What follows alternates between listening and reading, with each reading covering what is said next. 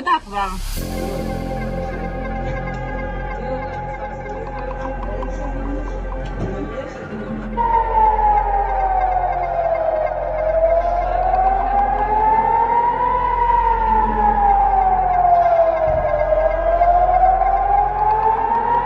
انتفاضة وكل معاها انتفاضة وكل معاها انتفاضة وكل معاها.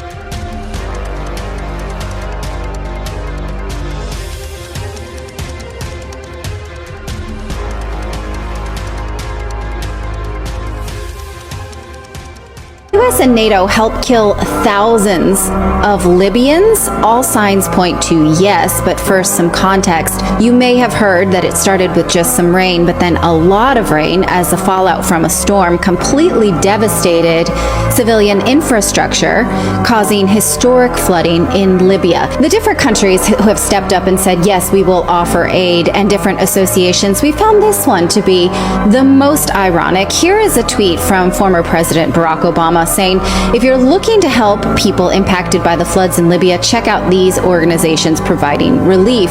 And then he links through the Obama Foundation. Now, I cannot believe that Barack Obama would even dare to mention Libya. To the public superstars, the ancient Egyptians knew this technique, this science very well. And they call them the wandering stars. They give you the wandering stars, and the people follow them.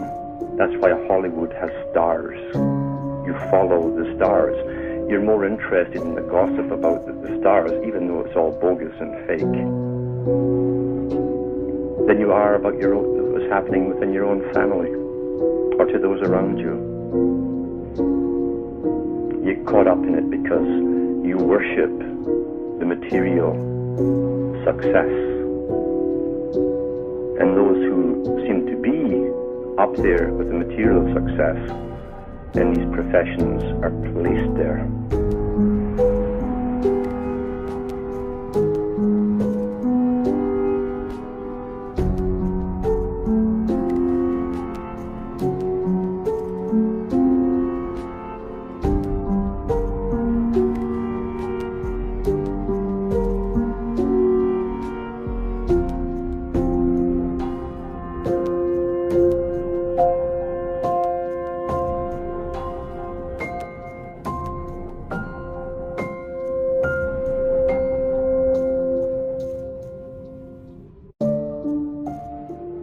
I don't know if Gen Z is aware that they're under attack, but there's a massive psyop to own their minds and mold them into overly sensitive, overly anxious, overly sedated, overly depressed, overly divided, and overly confused teenagers. You don't believe me? Go scroll for 5 minutes on TikTok and look at what the algorithm is pushing. The dumbest, most retarded videos you'll ever see in your life. And it makes them believe that this is what they have to do to be popular. The powers that be want the entirety of the next generation so weak that when a crisis comes along, one that they'll manufacture, of course, they will only look up to their government for answers. Oh, so this is the line where I give up all my rights? Okay.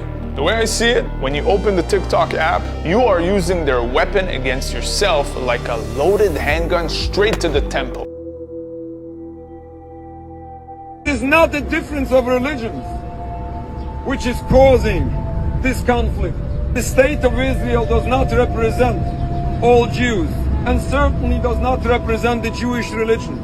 According to Jewish religion, all of this is criminal. All of this is forbidden.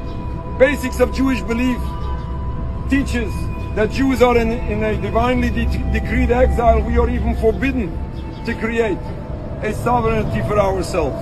But especially when this is by killing stealing, oppressing an entire people. This is not only criminal according to international law. This is a true violation of Judaism. And still, those people who choose not to follow Judaism misuse that very same religion to justify all those crimes forbidden in Judaism. The root cause is this criminal occupation which is oppressing an entire people. We have to end this occupation in its entirety. If people will ask me my advice, the leaders of Israel should wake up tomorrow morning and step out of the Knesset and return the land back to indigenous population. I guarantee peace. Tower Judaism. The fact is, no matter what the Zionists or they're going to come with their intimidation or their whatever explanation, the fact is Judaism does not accept Zionism. It cannot accept Zionism. In every aspect of Zionism, it's contradictory. It is based on blasphemy. Secondly, in its actions, it's criminal. You're not allowed to kill or steal. In its essence, we're not allowed to have a state. But on top of that, being that they came to Palestine, they created the state by driving the Palestinians from the land. Yes, they started at the beginning buying land because the Arabs and Muslims knew that the Jews they just want to buy a piece of land. They didn't believe in the furthest thought that it could be that they want to aspire to create their own land. But so they then realized what they're doing, that they want to make their own state, so they stopped selling. So then the Zionists came with Der Yassin, Rabbi Beck told me, and there's other rabbis, and they cringed when they spoke about Der Yassin, how friendly the Arab and Muslims were, and beyond words, when the Zionists came in and murdered them, how as a Jew, how we felt. So the Jews around as a Jew, we cannot accept the murder and the killing and the oppression and all the subjugation, everything that's what the Zionists are doing mentally and physically, how every person is maimed. If there's not a family that doesn't have a member somewhere that was not murdered, this is against our Torah.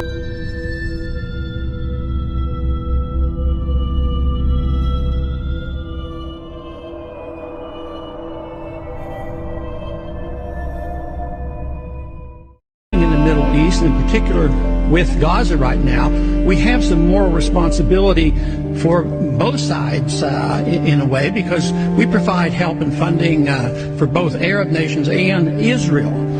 And so we definitely have a moral responsibility, and especially now today, the weapons being used to kill so many Palestinians are American weapons, and American funds essentially are being used for this.